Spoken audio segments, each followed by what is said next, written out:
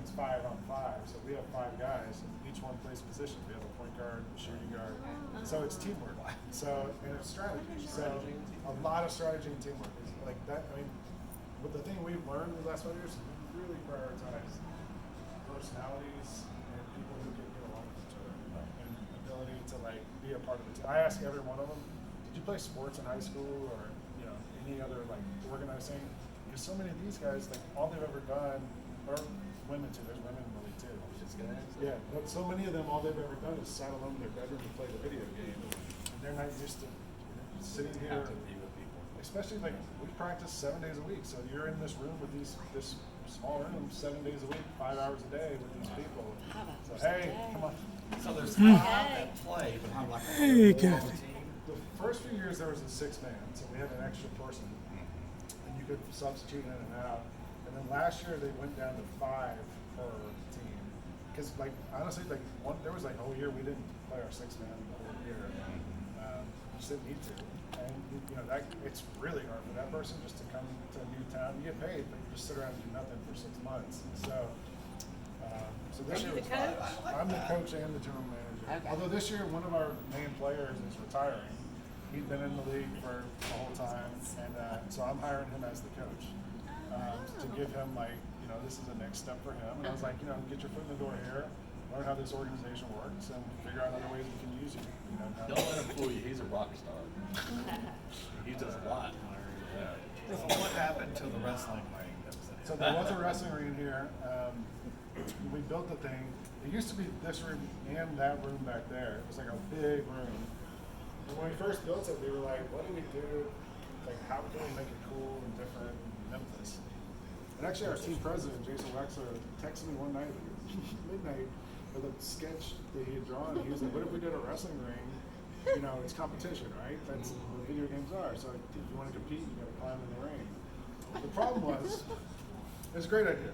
The problem was we didn't. First of all, like, where do you buy a wrestling ring? You can't just go to like Dick's. All Jerry Law. Yeah, like so we had to order this wrestling ring from some guy in Kentucky. He built it in his yard, like shipped it to us piece by piece, and the other problem was the thing was huge. Like it was like from that wall to where you guys are, like, oh, it's giant. And once 5 people climb in there and sit at the thing shakes. So if one guy's shaking his leg, the whole thing shakes. It was just more trouble than good. So after like 3 years, we were like, all right, let's change it up a little bit. And so this way, you can still see each other. Like you can look at each other. We can play with 10 people. You can play 5-on-5. So you can look across, yell at the person, whatever. This thing in the middle basically just hides all the wires. Right. And it looks cool for photos and stuff like that. But there's a lot of wiring and stuff to connect all this. I can see you out having swords on the wall and make this Camelot. Lightsabers. So the lighting stuff is just because of the TV aspect?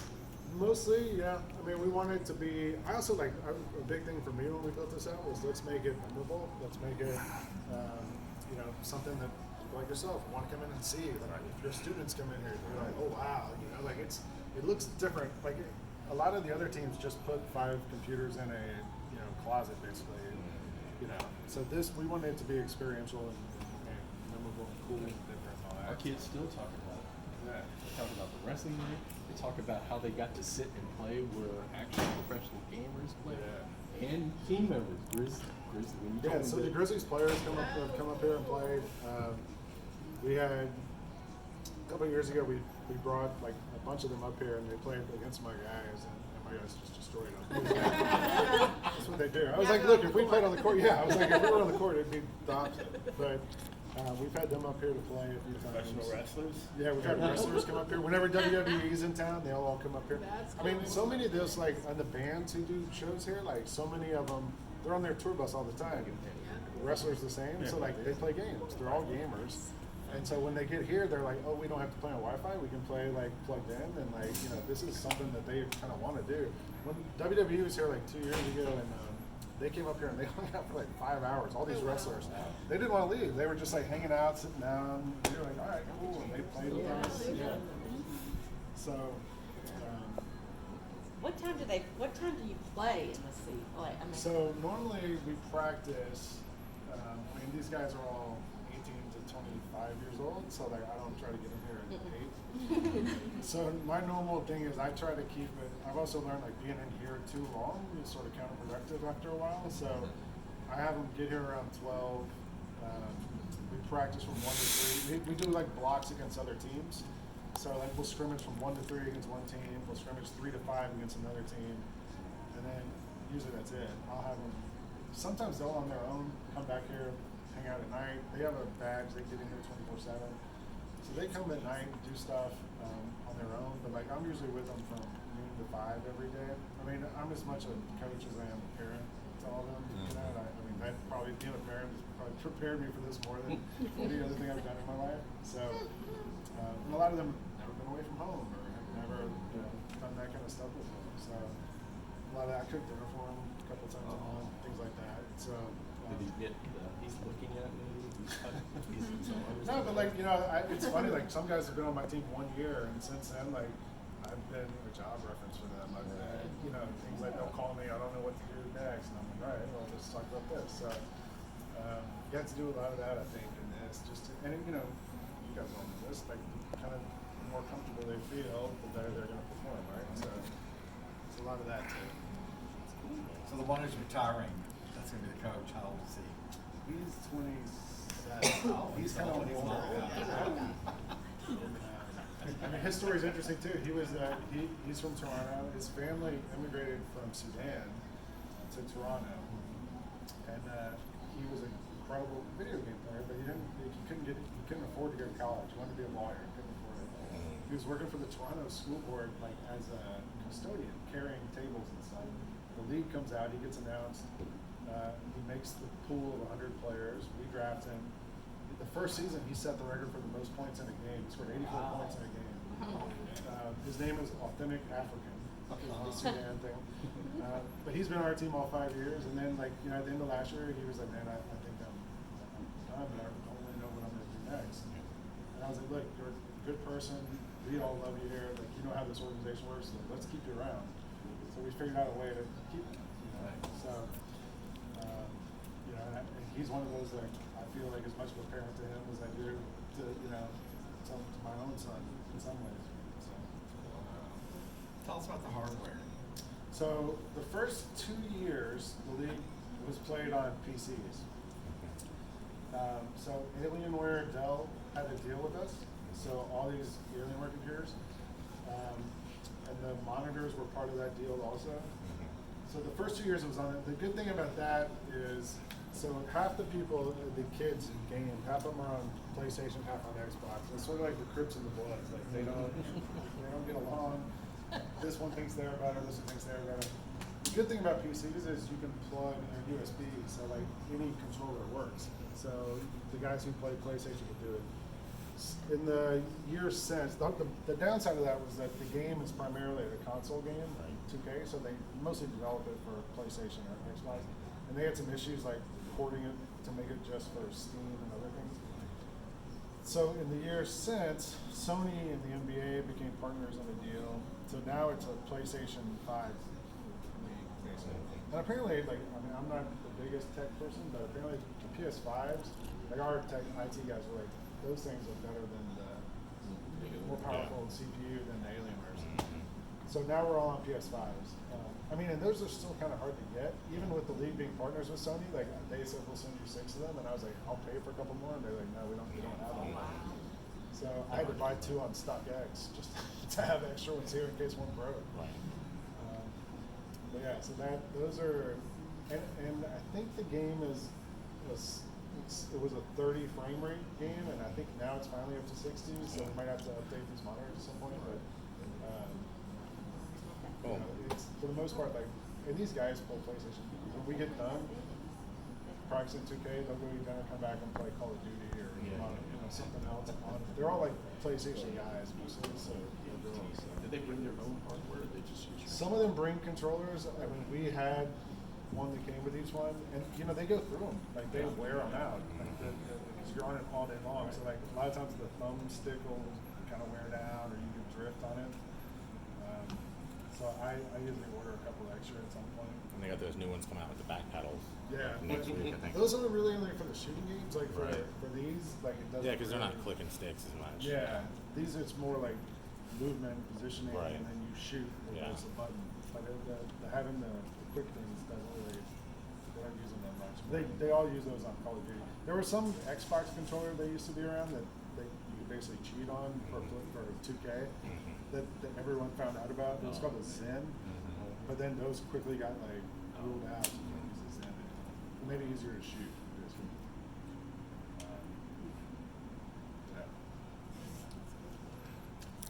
Yeah. So how much interaction do y'all have with 2K? Like, A lot. I mean, the NBA and Take-Two is the company that makes 2K. Right.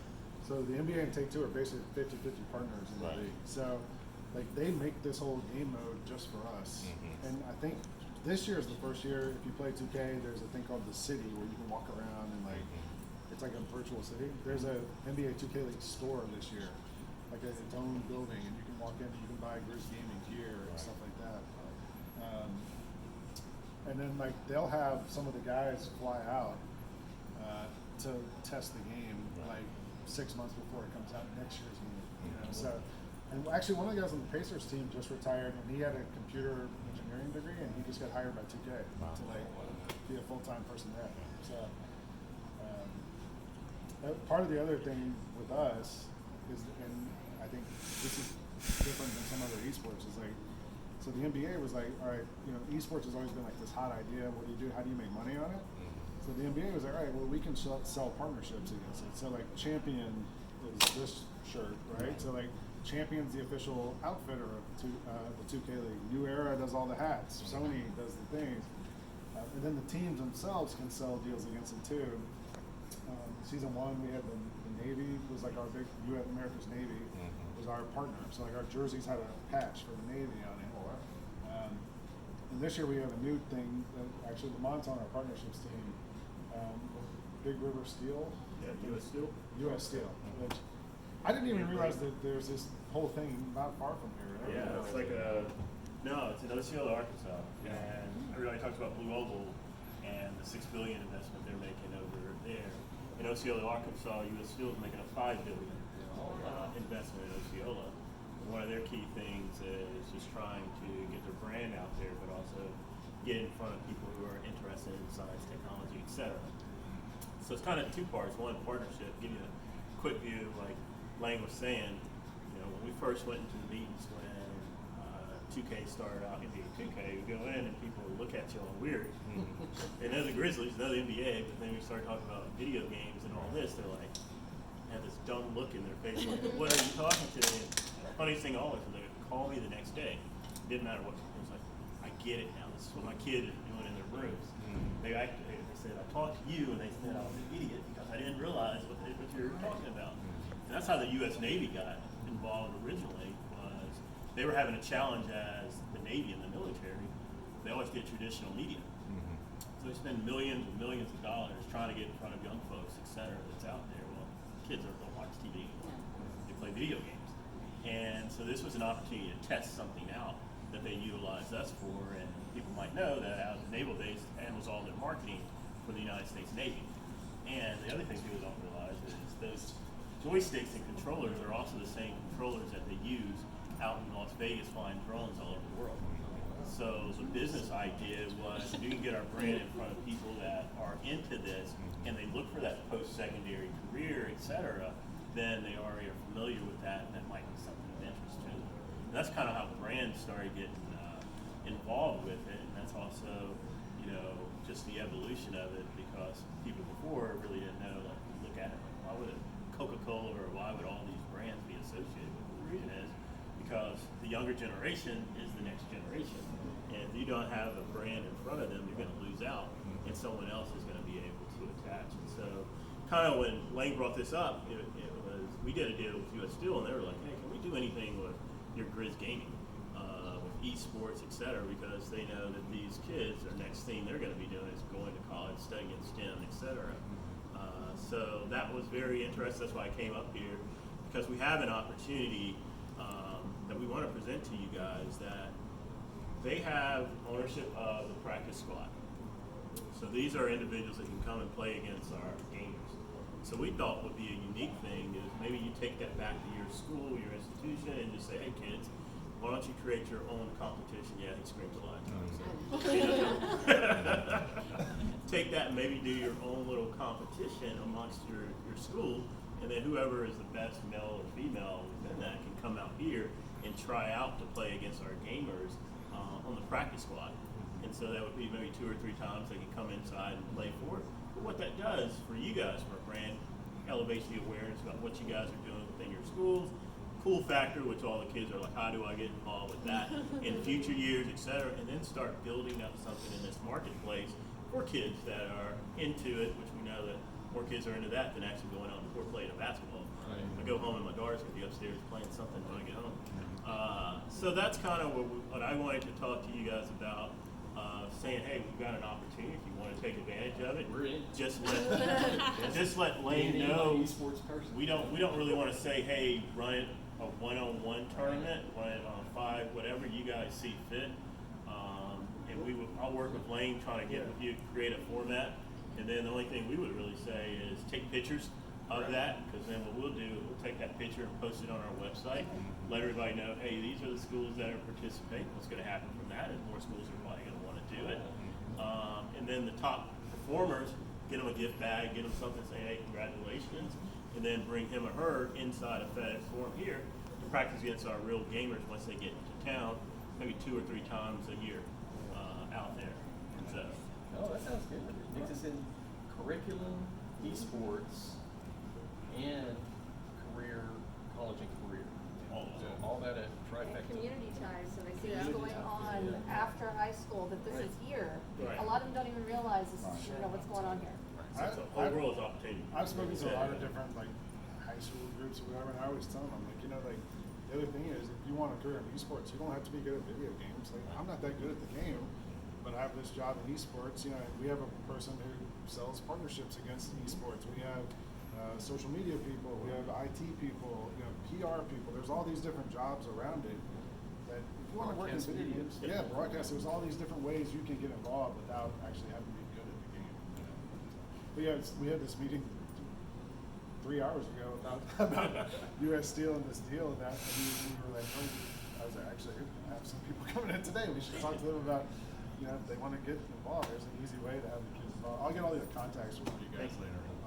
I'll email Arthur later and get the contacts from you. But yeah, we just thought that'd be something fun to do, is like a way to get kids in here to play against these guys and all that stuff and hang out. So I'm going to run to another meeting, but Thank you. Thank you. I don't know if you guys had any questions on business and how all that interacts, but if you do, let me know. Okay, just let me know. All right. Yeah, Could you, Thank you so much. could you fill? Yeah, for a second. Excuse me. Excuse me, sir.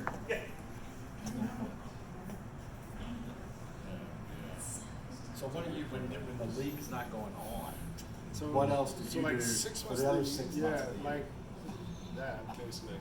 So we have I write a column once a week for grindtomedia.com. I host. We have a gambling show. Myself and Rob Fisher, who's like the sideline guy. We do a show called The Odds Couple once a week about gambling on sports. We do I'm on the pregame and the postgame shows for the Grizzlies. We do a pregame show on social media on Instagram that has, the Grizzlies have 1 billion followers on Instagram. We were like, we should do something. So we actually sit courtside and we're on Instagram Live and show the players warming up and like talk to the fans and stuff. I'm on the Valley Sports postgame show after the game. Thank you, sir. So like, I thought I was going to be able to forward this out to you, but Just it the didn't home- work. Just the home stuff, or do you travel as I well? try a little bit, but I try not to. Like, So you just home stuff. yeah, I mean, last night I had to. They had 2 of the. If you're a season ticket holder here for enough years, you qualify to be an MVP. They call it. And they had 2 of the rookies, Jake LaRavia and David Roddy, did an event with a bunch of season ticket holders. So I was there, and I had to interview them in front of like all the people, basically. That kind of thing. So they keep me busy. I have a son, so that keeps me busy. I'm the assistant coach on every sports team he's on. So I can't be the head one because I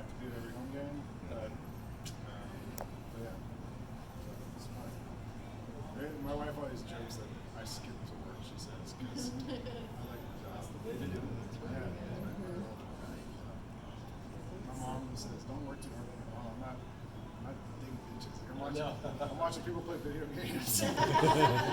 And play basketball, so it's not too Yeah. bad. I always have a friend who always jokes like the whole reason we go to college and high school and do good and everything is just you want a job you can do in a chair, right? Like that's the whole goal of life is to have a job you can do in a chair, as opposed to a job where you have to stand up all day long. That's the same. But yeah, questions, comments, thoughts, anything, just feel free to walk around, sit I down. was gonna say, since they exited, can we? Yeah, we can go in there. Okay.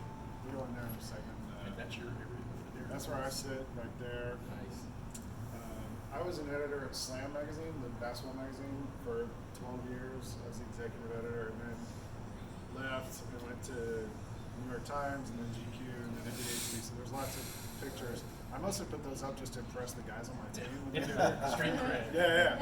They walk in and they're like, oh. And I love your you're a hat shot. to Ted Lasso. Oh, that's my Ted Lasso was kind of like I stole a lot of motivational stuff off that for season 4, 2 years ago. On Ted Lasso, they had this thing where he would, if somebody played badly, he would say, be a goldfish, right? Because he has the shortest memory of any animal.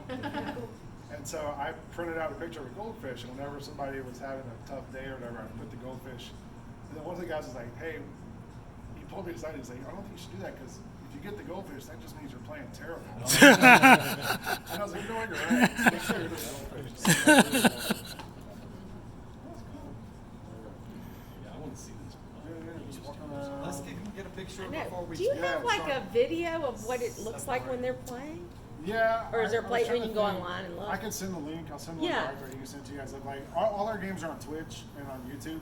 Oh, Okay. Twitch. Yeah. So Twitch and YouTube are sort of like equal to the viewership, I think. Okay. Twitch, which a lot of people don't know, owned by Amazon. Of course. Yeah. Amazon huge. as well. Yeah, it's a huge thing. So Twitch and Amazon Twitch and YouTube are like where all our games are broadcasts on there. The league, so like usually there's 2 or 3 games happening at the same time in the league, and they'll have an announcer and like a color commentary person. They kind of switch around between whatever game. There is a way to like click and watch just our game, but it won't have like the whole announcers talking over it, you know. So crazy. So, yeah. We have a guy now who's a streamer who's from Memphis. He went to University of Memphis and moved to Los Angeles and moved back here a couple of years ago. He's like probably early 30s. He has 3 kids. He just moved back here like a couple of weeks ago, and I met with him last week, and we're gonna try to get him doing stuff for us regularly. But he has a pretty good following on Twitch and YouTube and understands how all that works. And That's like he works at Verizon, I think, or AT&T, one of them, like 3 days a week, 4 days a week, or whatever, and then he streams several days a week, and it's pretty wild. I think it's wild that people watch people play games. I know. I Yeah. mean, it's like, I know. My son does that. Like I see it. Yeah. I understand it's real. So now, do you have females on the team? We have Right not. now? The league has had a few. I mean, that's part of the deal is when you try out, it's basically a blind tryout because you don't, you play under your gamer name, and a lot of times your face, no one knows what you look like, or if anything, they might hear you talk during a game, so that's the only way you know.